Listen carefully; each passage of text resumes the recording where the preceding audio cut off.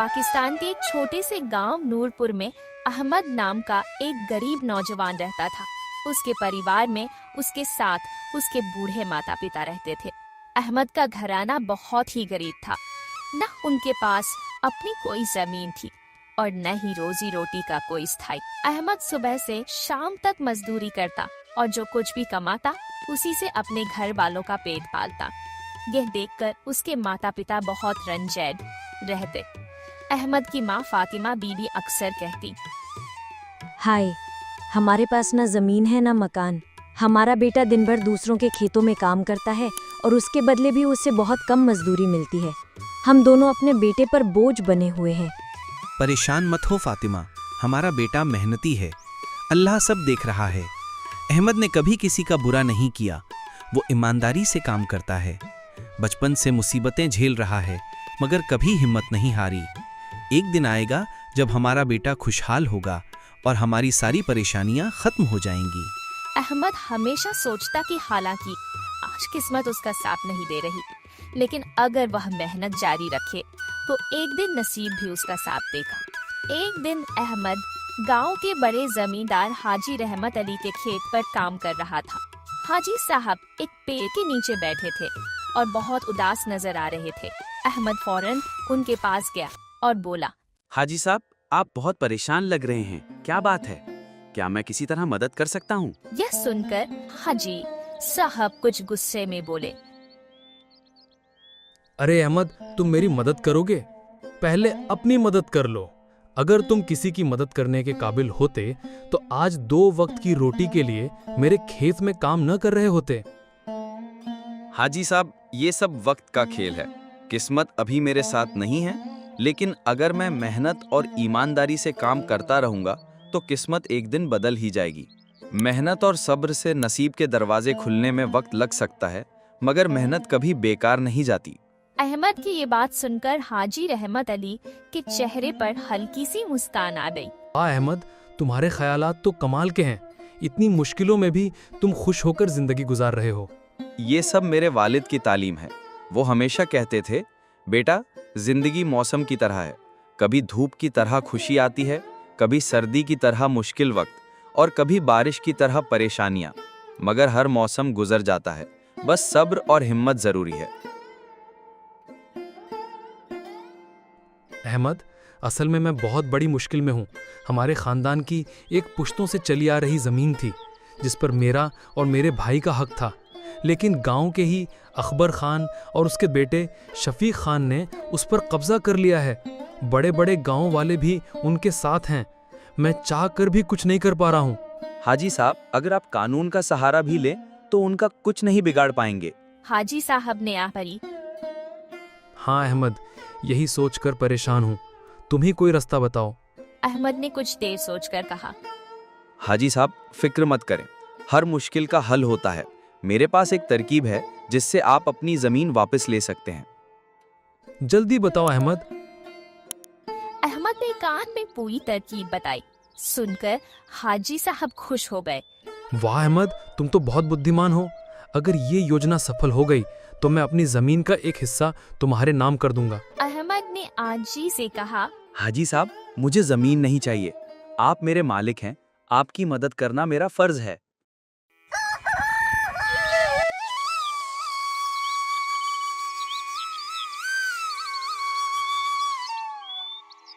अगले दिन अहमद सीधे अकबर खान और शफीक खान के पास पहुंचा। वे दोनों हाजी साहब की जमीन पर काम कर रहे थे। अहमद जाकर बोला, अस्सलाम वालेकुम सेठ जी, सुना है आपके यहाँ मजदूर की जरूरत है, क्या मुझे काम मिल सकता है? नहीं, हमें किसी मजदूर की जरूरत नहीं। अकबर खान ने कहा।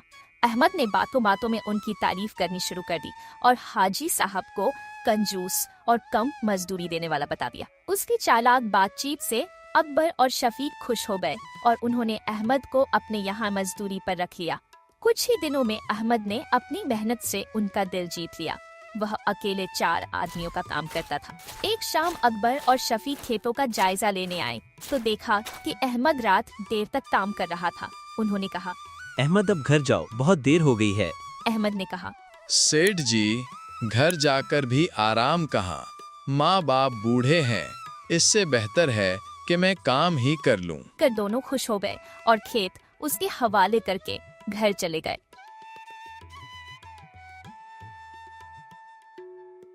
अगली सुबह जब वे वापस आए तो देखा कि खेत में पुलिस खड़ी थी। थानेदार ने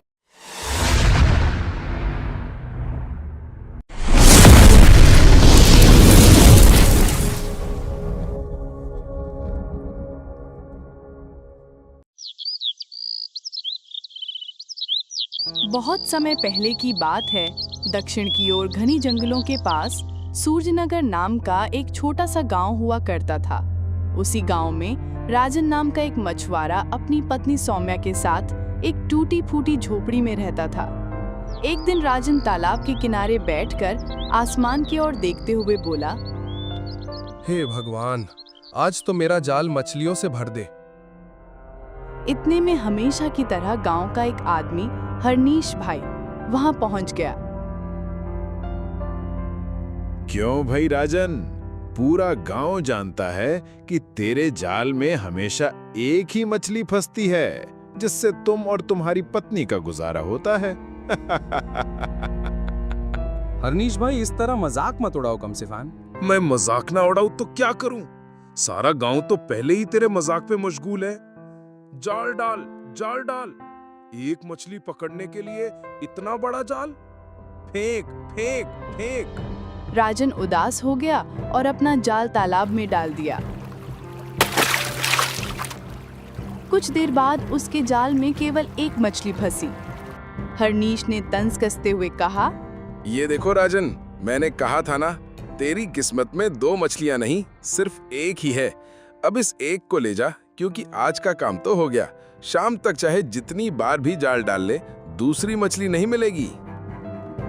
और मजाक उड़ाते हुए वहां से चला गया।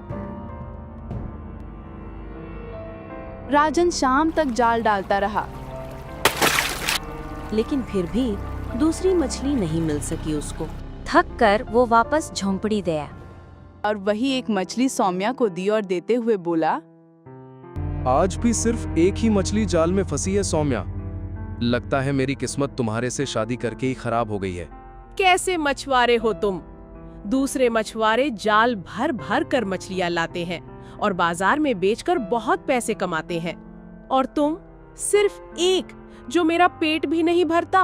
राजन ने अफसोस से कहा, ऐसी बात मत करो सौम्या, पूरा गांव हमारा मजाक उड़ाता है, लेकिन जब तुम इसे कहते हो तो दिल बहुत कड़वा हो जाता है।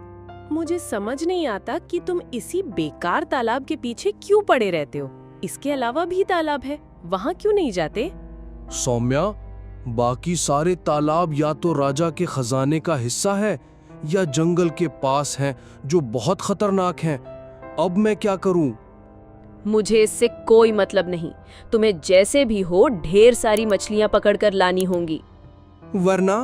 वरना जो अक्सर मर्द करते हैं वो मुझे करना पड़ेगा। लेकिन ये पहला मौका होगा जब एक औरत अपने मर्द को छोड़कर किसी दूसरे मर्द के साथ चली जाएगी। ये कहकर सौम्या उठी और नाराज होकर वहां से चली गई। राजन बेइज्जत महसूस करता हुआ घर से बाहर निकल गया।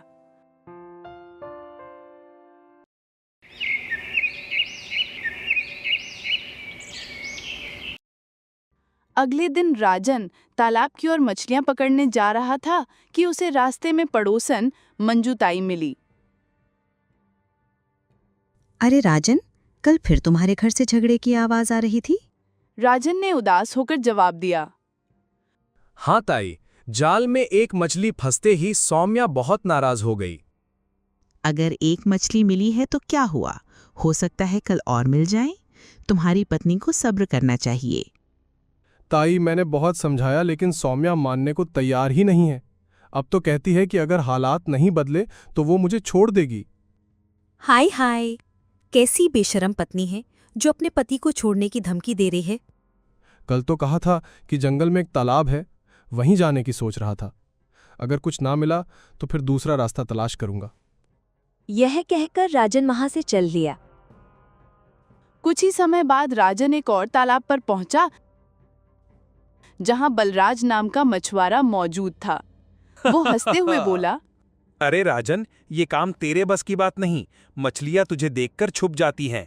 1000 कोशिशों के बाद तुम एक मछली पकड़ भी लो, दूसरी दोबारा नहीं मिले भी। राजन की आंखों में आंसू भर आए, लेकिन जाल डालने पर एक मछली जरूर फंस गई। हरनीश ने मुस्कुराते हुए कहा, देखा, तेरा काम हो गया। एक मछली मिल गई। बस जा, घर जा और उसे पकाया कर। राजन गुस्से से एक मछली लेकर घर आया। सौम्या कुछ कहने ही वाली थी कि राजन ने रोकते हुए कहा, बस अब कुछ भी मत कहना। जल्द ही मैं दूसरा तालाब खोजने निकलूंगा।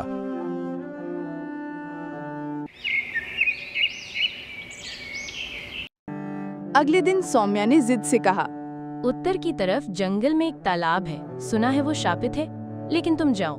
राजन घबरा गया। अरे, वहाँ तो भूत प्रेत का अड्डा बताया जाता है। ये सब बकवास है। किस्मत बदलनी है तो खतरा उठाना पड़ेगा। वहाँ ढेर सारी मछलियाँ होंगी और कोई दूसरा नहीं जाएगा। राजन ने डरते हुए पूछा, और अगर कुछ हो जाए तो? मुझे कोई फर्क नहीं पड़ता, मुझे बस पैसा चाहिए, चाहे तुम्हें कुछ भी हो जाए। राजन दिल पर पत्थर रखकर उस अजीब तालाब की ओर गया।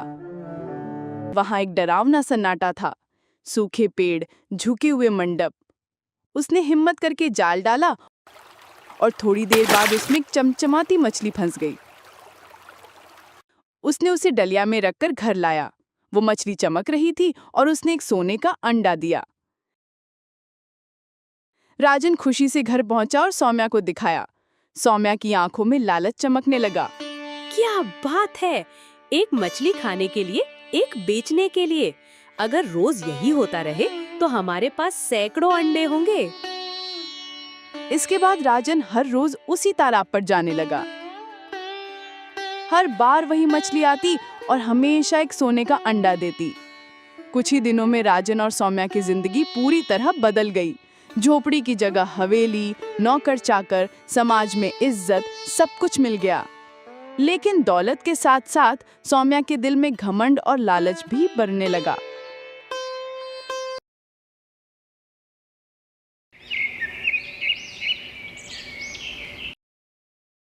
कुछ दिनों बाद राजन की मुलाकात पड़ोसन मंजू ताई से हुई। राजन, तुम वैसे के वैसे हो, लेकिन सुम्या बहुत घमंडी हो गई है। वो भिखारियों को भी धुतकारती है। हाँ ताई, मैं आज ही जाकर उसे समझाता हूँ। यह कहकर राजन वहां से चल दिया। राजन ने सौम्या को समझाने की कोशिश की। देखो सौम्या, अब हमारे पास काफी दौलत है। मुझे लगता है हमें मछली पकड़ने से पानी निकालकर कोई कारोबार शुरू कर लेना चाहिए। तुम पागल हो गए हो क्या? वो तालाब कभी भी नहीं छोड़ूंगा। बल्कि मेरे कहने पर तालाब का सारा पानी सुखा दो और सारी मछलियां निकाल लो। एक ही बार सारे अंडे मिल जाएंगे। ये मूर्खता है सौम्या। ये तालाब जादुई है, इसकी बेअदबी से नुकसान हो सकता है। सौम्या जिद करती रही और धमकी दी, अगर तुमने मेरी बात ना मानी तो मैं मर जाऊंगी। आखिरकार राजन मजबूर हो गया। उसने 2 नौकर बुलाए और तालाब का पानी सुखाना शुरू कर दिया। दिन भर की मेहनत के बाद तालाब सूख गया, लेकिन वहां कोई मछली नहीं थी। सिर्फ कीचड़, बदबू और एक सुरंग से निकलता काला धुआं था। नौकर डरकर भाग गए। घर आकर राजन ने सारी बात सौम्या को बताई।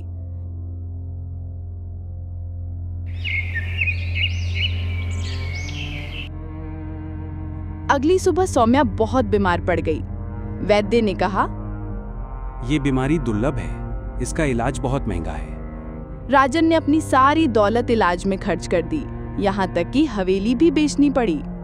दोनों फिर से एक टूटी फूटी झोपड़ी में आ गए।